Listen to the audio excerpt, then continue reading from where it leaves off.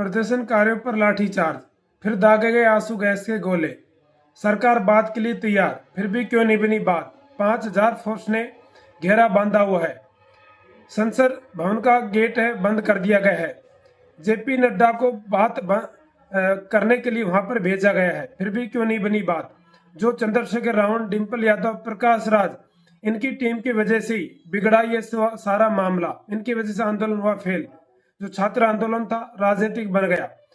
अब जो इनको बातचीत के लिए बुलाया गया है, पुलिस लाठीचार्ज कर रही है, आंसू गैस की गोले दागे जा रहे हैं। प्रदर्शनकारियों पर लगातार पुलिस का लाठीचार्ज हो रहा है, लेकिन जो बड़े बड़े नेता थे जो मंच से गायब थे, यहाँ पर आज के दिन गायब थे।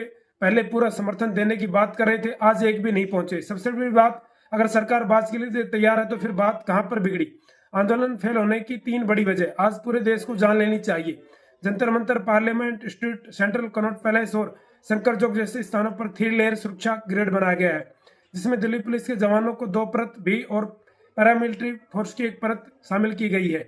आपात स्थिति से निपटने के लिए रैपिड रिस्पॉन्स टीम 24 घंटे स्टैंड बाय पर रखी गई है। कांग्रेस जनता पार्टी के संसद मार्च से पहले जंतर मंतर पर हंगामा, पुलिस ने प्रदर्शनकारियों पर लाठीचार्ज कर दिया। वहीं जंतर मंतर पर आम आदमी पार्टी के भी कई नेता पहुंचने की कोशिश कर रहे हैं, जिन्हें रोका गया। वहीं जनता पार्टी के प्रवक्ता सौरभ दास ने बताया कि सरकार ने खुद बातचीत के लिए उनसे संपर्क किया है। सौरभ दास ने एक्स पर लिखकर जानकारी दी है कि आशुतोष और मेरे को जनता पार्टी की तरफ से जेपी नड्डा से मिलने की बात कही है, लेकिन मोदी सरकार के सामने बीजेपी बातचीत क्या करेगी और मांग क्या है, उससे पहले आपको जान लेनी चाहिए। सीजेपी मुख्य रूप से 3 बड़े मुद्दों को लेकर सरकार के खिलाफ मोर्चा खोले हुए। पहला, नीट परीक्षा में हुई धांधली, पेपर लीक मामला। दूसरा, प्रतियोगी परीक्षा में हुई गड़बड़ियों की निष्पक्ष जांच और जवाबदेही तय हो। नंबर 2, परीक्षा में हुई इस बड़ी धांधली को लेकर केंद्रीय शिक्षा मंत्री धर्मेंद्र प्रधान के इस्तीफे की मांग। तीसरी सबसे बड़ी मांग है देश में लगातार बढ़ती बेरोजगारी, सरकारी भर्ती परीक्षाओं के परिणामों में होने वाली देरी और छात्रों के भविष्य से खिलवाड़ के मुद्दों पर कांग्रेस जनता पार्टी के आंदोलन की वजह से इस वक्त दिल्ली की ट्रैफिक व्यवस्था बद से बदतर हो चुकी है। जगह जगह पर रूट डाइवर्ट किए गए हैं, बैरिकेडिंग लगाई गई है, जिसकी वजह से आम जनता को परेशानी का सामना करना पड़ा है। जिला बॉर्डर से लेकर नोएडा से लेकर दिल्ली आने वाले वाहनों और दिल्ली से जाने वाले नोएडा वाहनों पर दोनों तरफा इसका असर दिख रहा है। कुछ जगहों पर तो लोग घंटों तक जाम में फंसे हुए हैं। मयूर विहार, अक्षरधाम आसपास के इलाकों में भारी ट्रैफिक बढ़ गया है। आंदोलनकारी छात्रों और युवाओं को भारी भीड़ ने संसद की तरफ बढ़ने की कोशिश में पुलिस द्वारा लगाए गए बैरिकेड्स तोड़ दिए। इन हालातों से निपटने के लिए भीड़ को काबू करने के लिए उन्हें संसद मार्ग की तरफ बढ़ने से रोकने के लिए सुरक्षा बलों ने प्रदर्शनकारियों पर लाठीचार्ज भी किया और उन्हें खदेड़ा। जंतर मंतर भी प्रदर्शनकारियों और दिल्ली पुलिस जवानों के बीच धक्का मुक्की हुई। आंदोलनकारियों पर कार्रवाई को लेकर अब कांग्रेस और विपक्ष सवाल उठा रहा है कि आखिर छात्रों पर लाठीचार्ज क्यों किया गया। दिल्ली पुलिस का कहना है कि आंदोलन की लिखित में कोई भी पहले जानकारी नहीं ली गई थी और न ही अनुमति मांगी गई थी, इसलिए यह आंदोलन पूरी तरीके से गैर कानूनी है।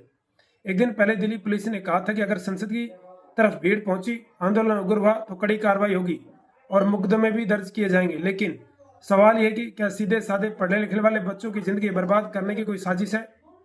क्योंकि 20 तारीख वाले आंदोलन में ना तो सोनम वांगचुक थे, न अभिजीत दीप के सबसे आगे बढ़कर नेतृत्व किया। जंतर मंतर पर बिकने वाले बहुत सारे चेहरे 20 तारीख को सामने नहीं आए।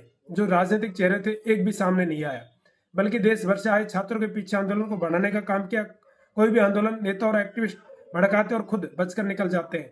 देश भर से बच्चों को आंदोलन में उतरने के लिए दिल्ली बुलाया गया, लेकिन ज्यादातर दिल्ली में सांसद रहते हैं। उनके सांसद, उनके बच्चे एक भी आंदोलन में दिखाई नहीं दिया। शामिल क्यों नहीं हुआ? फिल्म अभिनेता प्रकाश राज जैसे लोग जंतर मंतर पर छात्रों को साइन करने के लिए तो पहुंचे, लेकिन खुद सड़कों पर नहीं उतरे। चंद्रशेखर रावण भी अपने समर्थकों और समाज के लोगों को उतारा, लेकिन खुद उस भीड़ में आगे नहीं चले।